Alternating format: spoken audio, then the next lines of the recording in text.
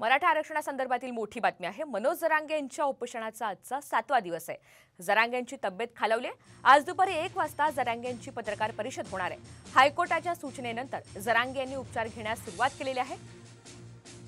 तर आपण पाहतोय मनोज जरांगे यांच्या उपोषणाचा आजचा 7वा दिवस आहे आणि जरांगे यांची तब्येत काहीशी खालावली आहे। आज दुपारी 1 वाजता ते पत्रकार परिषद घेतील आणि हायकोर्टाच्या सूचनेनंतर जरांगे यांनी उपचार घेण्यास सुरुवात केली। दरम्यान जरांगे यांच्या नेमक्या कोणत्या मागण्या आहेत हे देखील आपल्याला पाहायचं आहे।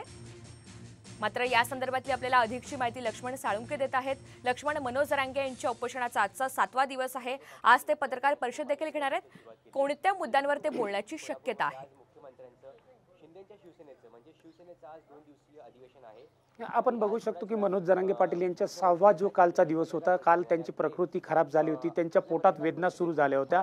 त्यानंतर सरकारच्या शिष्टमंडळाने या ठिकाणी येऊन मनोज जरांगे पाटील यांची भेट घेतली होती। यावेळेस मनोज जरांगे पाटील यांनी 6 मागण्या त्यांच्या समोर ठेवलेल्या होत्या आणि त्या महत्त्वाच्या मागण्या होत्या की मराठा समाजाचा जे मागासवर्गीय आयोगाचा आहे कायदा आहे तो पारित करावा, मागासवर्गीय आयोगाचा जो अहवाल आहे तो सरकारने स्वीकारावा, त्याचबरोबर सगळ्या सोयऱ्याचा जो कायदा आहे तो सरकारने या अधिवेशनातून पारित करावा, अधिवेशनाच्या तारीख ही निश्चित करावी, अधिवेशनात काय मुद्दे असणार आहे हे त्यांनी अशा प्रकारच्या 6 मागण्या त्यांनी केल्या होत्या।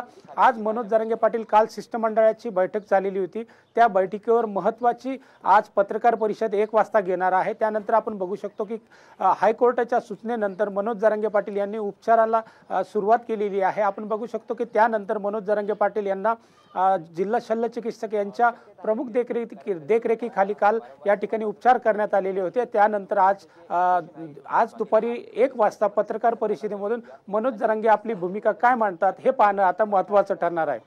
निश्चित, धन्यवाद सविस्तर माहितीबद्दल।